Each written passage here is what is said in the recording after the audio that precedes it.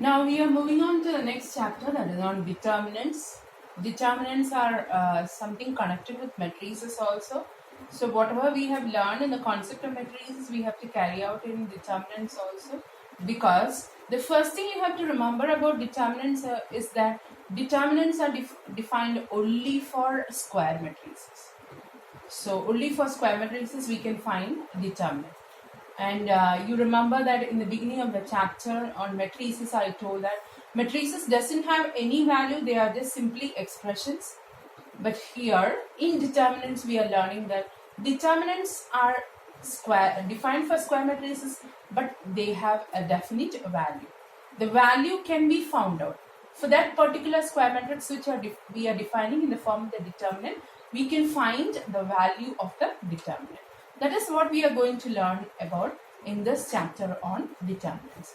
For that, let me tell you an example. Consider an equation. Consider two equations which are given in the form of, consider the equations a1x plus b1y equal to c1 and a2x plus b2y equal to c2. You have learned many methods how to solve this two equations. Maybe making the coefficients equal, you can solve it, or by substitution method you can solve it. There are many methods you have learned. But in this chapter on determinants, there is an easier way of solving the equations. That's a main application regarding the the section on determinants. Okay, where we say that this can be put in the form of, see, first you write the coefficient of x and y as a matrix. So what are the coefficients of x and y? We have a1, b1. Then second row we have a2, b2. This is put in a matrix form. This you multiply with another column matrix. Column matrix means, you know, it consists of only one column. Okay, so the coefficients you put it in the form of x and y, put it in the form of the column matrix, which is equal to the constant, the matrix consisting of the constant. Put it in this way. Now you do the matrix multiplication here. How do you do the matrix multiplication? You know, first row in the first column, what do you get? a1x plus b1y. Okay, so this implies like this, a1x plus b1y. Okay, and the second row in the first column, it becomes a2x plus b2y. This is equal to the constant matrix C1 and C2. Now, these two matrices are equal, so it can be compared also. So, a1x plus b1y equal to C1 and a2x plus b2y equal to C2. So, this method is what we are going to learn here, how to solve this using the idea of determinants and all. That is what we are going to learn in this chapter. This is an easier method of solving the equation. How this solution can be found out. That is what is the main application regarding the chapter on determinants. So let us move about with the definition of determinants. To every square matrix, okay, to every square matrix, we associate a real number, and this real number is known as the determinant.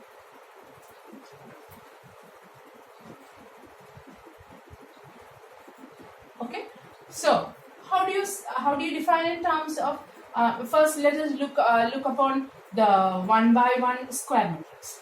Let me consider the general 1 by 1 square matrix which has got the element in the form of Aij, or let me put it in the form of this is a general matrix I have cited out, but here let me put it in the form of A11. This is a matrix of order 1 by 1. So to every square matrix we associate a real number, means the determinant of this square matrix is denoted as DETA, or you put it in the form of the absolute value symbol you give, but it is not the absolute value. Okay, so either DETA or put the symbol I mean bar on either side of A. This is equal to the value A11 itself. So to every square matrix, we associate a real number, and this real number is known as the determinant. So for a 1 by 1 square matrix, determinant A is equal to the value itself. For example, suppose A is equal to, you have in the matrix you have value 5. Then the determinant of this will be equal to, put it in this way, value is equal to 5x.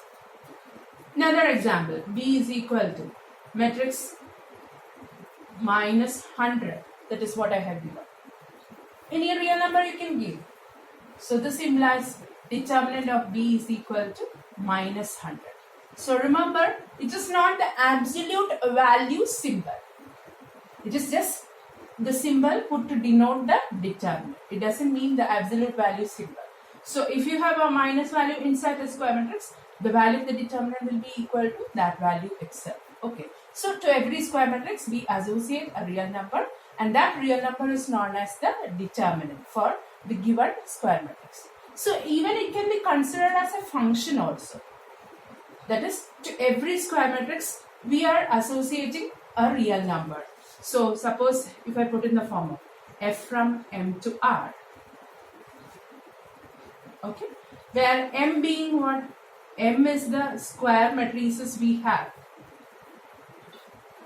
and the result you are getting it in the form of the real numbers. So this can be put in the form of what? F of a. Okay, f of a, which is equal to determinant a. That is how we define the determinant for a 1 by 1 square matrix. So for a 1 by 1 square matrix, whatever is the value given inside that square matrix, that will give the value of the determinant. Okay. Now we are going to find out the value for determinant of order 2 by 2. That is, for a square matrix of order 2 by 2, for a square matrix of order 2 by 2, finding its determinant value. That is what we are going to do here now. So listen very carefully. Okay. Now consider a general square matrix of order 2 by 2. You know that in the first row the elements will be A11, A12. Second row the elements will be A21, A2. Let me put the order of the matrix. It is 2 by 2. Then its corresponding determinant value, it can be either denoted as DTA, or you put the symbol. Okay, in between A, on either side of A you have the bar. This is how you can put the symbol for the determinant. And how will you calculate the value of the determinant in the case of a 2 by 2 matrix? That is what I am going to explain now here. So this is equal to, taken in such a way that downward arrow, okay, downward arrow minus upward arrow. Okay, so I told downward arrow. So product of elements in the downward arrow, A11 into A2 minus upward arrow means A21 into A1. Or you can learn it in such a way that product of diagonal elements, okay, product of diagonal elements minus what? Product of non-diagonal elements. This will give the value of the determinant of order 2. So that is why I said downward arrow minus upward arrow. So let us see how we can work out with an example for this. How the example works out with the rule which I have specified here. Let us work out in that way. Okay. For that, let us consider an example. Suppose if you have A is equal to matrix 7, 5, minus 2, 1. You have to find the determinant for this. So determinant A is equal to downward arrow. So 7 into 1 minus upward arrow. So 7 into 1 I am putting within bracket. Okay. 7 into 1. 7 into 1 minus upward arrow. So minus 2 into 5. So what's the answer you have? 7 plus 10. The value is equal to 70. Let us see with another example.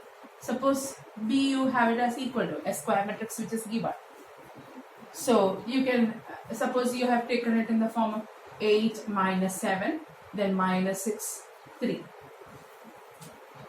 So the determinant of this will be, if you want you can put within determinant symbol. So 8 minus 7 minus 6, 3. Now adapt to the rule which I have specified, downward arrow. Okay, so that will give 8 into 3 minus upward arrow. So like this it goes. So minus 6 into minus 7. What do you get here? 24 minus 42. Okay, 24 minus 42, your value will be equal to minus 8. That will be your answer. So the resultant value will be either positive or negative. Even it can be 0 also. Because I said it can be a real number. So it can be a real number including 0 also. We'll come to all the cases. There are different properties regarding determinants which are defined. Okay, so that is how we learn the value of a determinant, finding the value of a determinant of order 1 by 1 and value of determinant of order 2 by 2. We have to learn about value of a determinant of order 3 by 3. Up to that we have to learn, but that will be dealt at a different session only. Now we learn up to this. Okay.